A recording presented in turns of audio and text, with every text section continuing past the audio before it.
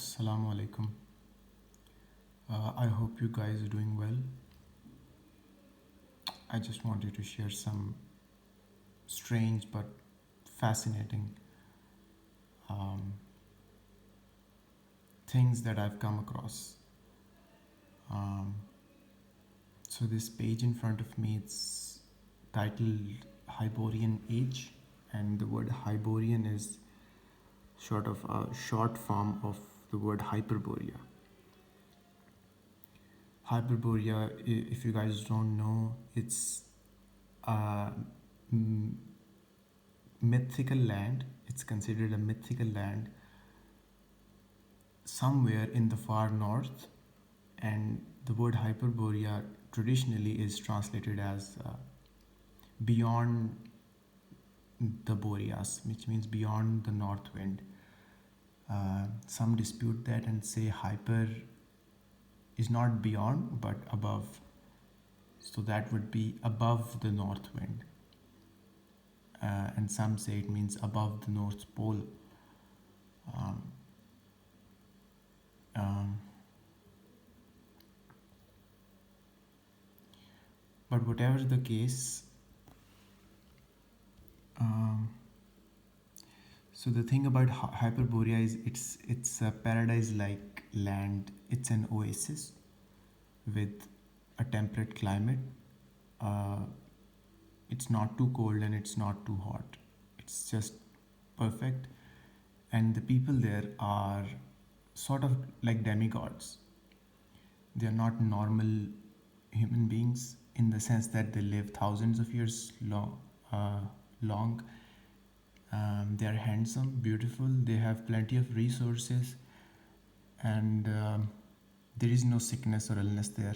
And most of all, Hyperborea is known for its amazing fortresses and castles.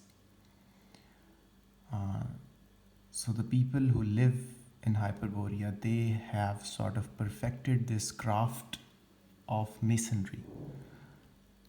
So fortresses and castles are their thing, their strength, their specialty.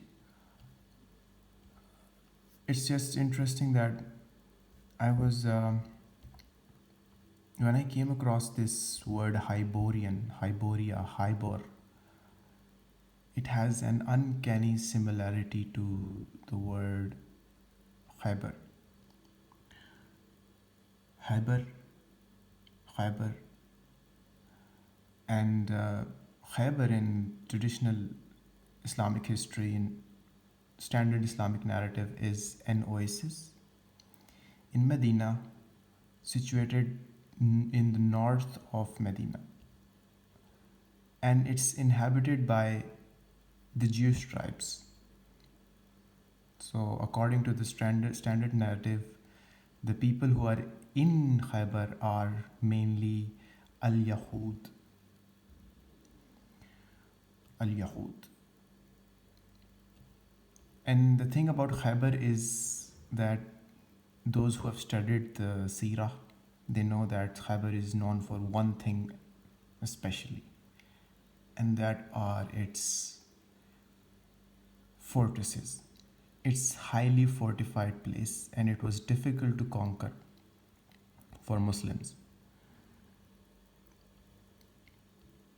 Let me see if there's the word fortress here. Yeah, that's the Battle of Khyber took place in 628. The Jews of Bani Nadir of Medina, who claimed to be descendants of Harun the priest, owned lands in Khyber and had castles, fortresses, and weapons there.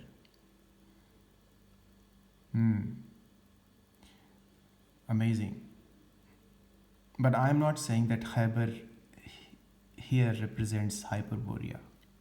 Well, at least not yet. Not yet. Um,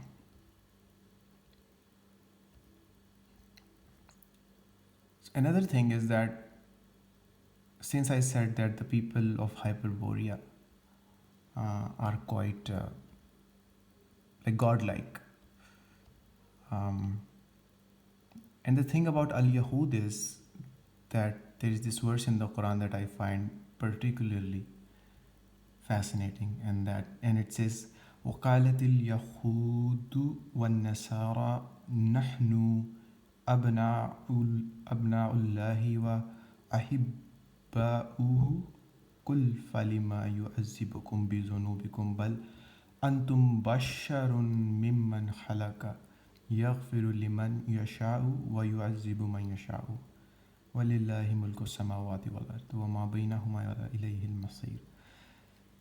So Yahud and Nasara said, we are the children of Allah and His beloved. Abna'u Allahi wa ahibbuhu. This is, so here it's being inferred that they are the children of Allah, as if they are, well, you can take it metaphorically, but if you were to take it literally, like the Christians say, that Jesus is the Son of God, there is no metaphor there, right? It's a literal thing. At least they mean it literally. Uh, so if you take it metaphorically, that's one way. But if you take it literally, that the Jews say that, believe that they are literally the children of Allah, as if they are divine in some sense. They are special, they are unique, they are not like ordinary human beings like you and me. And His beloved. Like they have some kind of privileged status and they are favored, right? They are the favorites. This is exactly the thing that the Hyperboreans believe, that they are divine. And they are divine in the sense that they, as I told you, they live a long time. They are taller, much bigger, much prettier. They don't get sick. They are much more intelligent than ordinary human beings. And if you read the mythology, you can study a lot of characteristics that they possess that make them divine.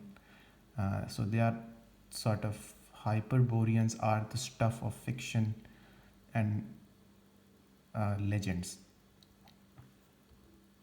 But then in this verse, they are being told that بل أنتم بشر ممن خلق يغفر لمن يشاء ويعذب من يشاء. Like, you are just bashar from among those He created. Like they are being told, like, you are just a creation. You are not children of Allah. But we can understand why they would say that, because maybe they are a bit different.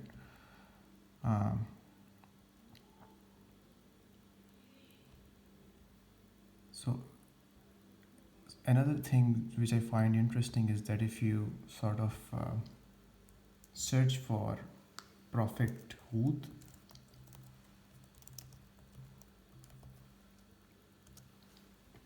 like I was playing with this idea that Al Yahud have something to do with Nabi Hud, and so in English they call him Aber. Well, we know better to never confuse this person with this person, right? The Quranic Hud and this Aber from Israeliyat. Aber could be read or pronounced as Heber,